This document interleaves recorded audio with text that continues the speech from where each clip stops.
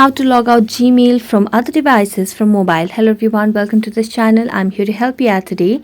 So without any delay, let's get started. Now first of all, launch any of the application with Google services. I'm going to launch Play Store application on a device over here.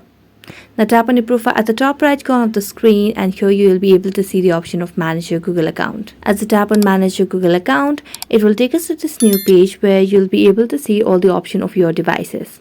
You can simply tap on your devices and you can see wherever or whichever devices you are signed in. Now if you want to log out Gmail from other devices, what you can simply do is you can simply select any of the devices and then you can tap on logout. So you can just tap on it and you'll be able to see the option of signing out.